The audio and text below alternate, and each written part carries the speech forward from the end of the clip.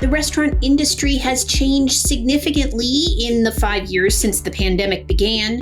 Consumers are not feeling very optimistic right now, and traffic to fast food restaurants fell again last month. Welcome to Restaurant Daily, a quick look at the industry's top stories from the editors of Nation's Restaurant News and Restaurant Business. I'm RB Managing Editor Heather Lally. And I'm NRN Senior Editor Brett Thorne. How has the restaurant industry changed since the pandemic? Well, 5 years after COVID ravaged restaurants, the industry is as big as it has ever been. Consumers spend 53% of their food dollar at restaurants. But how they've spent them is different.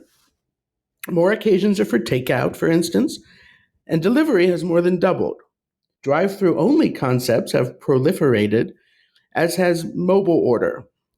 But there is also a tension between what consumers think restaurants should be and how they're using them. Check out COVID 5 years later, a series all week on restaurantbusinessonline.com. Speaking of the 5 years since the pandemic, one of the most notable changes is the number of consumers who dine alone. According to Technomic, the percentage of consumers who say they dine alone at restaurants was 32%, compared with 26% in 2019. Consumers are also less likely to dine with a significant other than they are to dine alone. The opposite was true in 2019, and people are a lot more likely to dine in the car. Consumers are feeling pretty pessimistic. New data from research firm Big Chalk finds that the trade-off consumer, or those who are actively trimming their budgets in discretionary categories like dining, now makes up more than a third of U.S. households. That's up from 28.5% in June.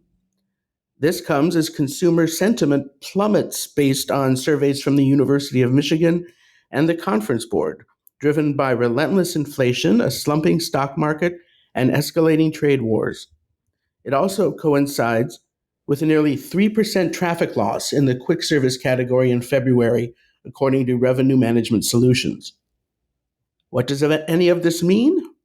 The cautious optimism that was prevalent in the beginning of the year has quickly turned to pessimism among restaurant consumers, and it could make for another challenging year. Given the shaky consumer environment, Olive Garden will return its buy one, get one deal March 24th through May 4th. The deal has been absent for 5 years.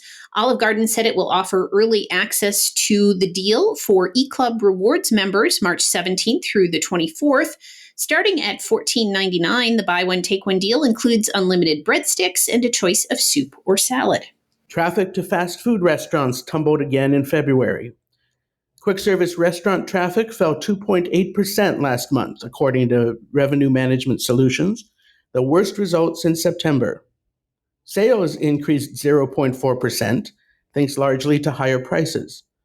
The results confirm comments from industry executives that pressure on consumers continue to create challenges for restaurants this year beyond the impact from bad weather. Foxfire Steakhouse in Geneva, Illinois, has created steakcouterie boards to educate guests about different steak cuts while they're enjoying dinner.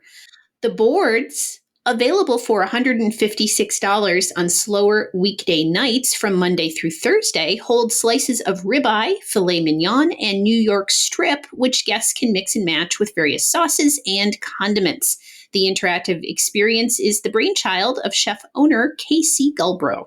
And that will do it for today's edition of Restaurant Daily. I'm Brett Thorne. And I'm Heather Lally. Have a great day. Thank you for listening to today's episode of Restaurant Daily. Rate us on Apple Podcasts, Spotify, and subscribe.